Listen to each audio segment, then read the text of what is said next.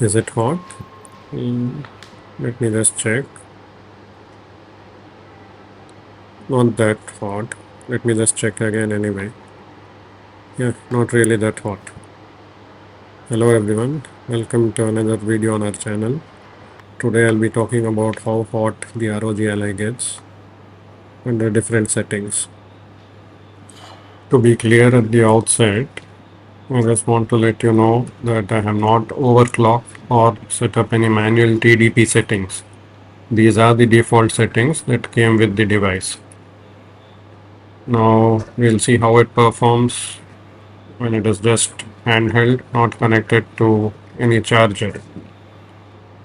I'll be choosing to play Diablo 2 Resurrected as I found that it runs hotter in general when compared to Diablo 4. Also, note that I have the latest 3.2.2 BIOS update installed. Also note that I'll be running it in performance mode when not connected to a charger or to the dock.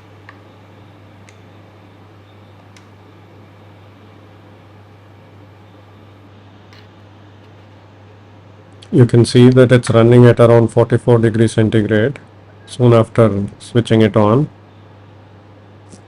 By the time Battle.net is launched and the game selected, the temperature has risen to more than 60 degrees centigrade already. I've been gaming for more than 5 minutes now and the temperature has remained at around 60 degrees centigrade. So it's not really too hot, and the device itself is quite cool to hold. The screen gets a little warm but not hot.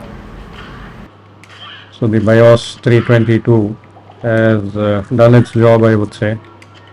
Earlier I have noticed with the earlier BIOS that the temperature would be much higher, at least 70.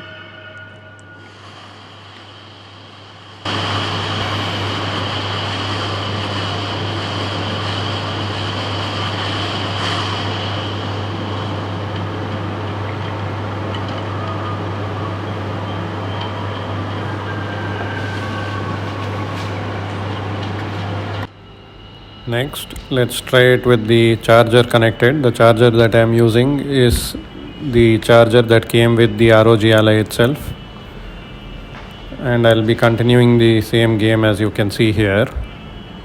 You can see that it automatically switches to the turbo mode. Within a few seconds, there is a rapid increase in temperature to around 95 degrees centigrade. This is hot, it's very hot. It is at these temperatures that I doubt how many components actually might get damaged. Anyway, let me continue searching for Deckard Cain in Tristram. After a couple of minutes of gaming with the charger connected, the temperature has dropped down to around 81 degrees centigrade now. The device itself doesn't really feel hot, at least near the places where we grip the device. On the other hand, if I touch the screen when it was at 95 degrees centigrade, it would have been unbelievably hot. I didn't want to touch it at those temperatures, but I have done it before. I just didn't do it on screen. It is really hot. We have rescued Deckard Cain and there has been no further increase in the temperature. It is still around 80 degrees centigrade. Deckard Cain, if you value your life, leave here immediately.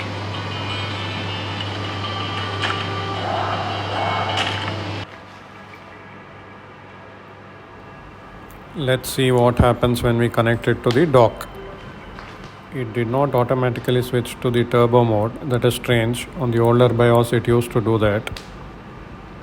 So let me manually switch to the turbo mode.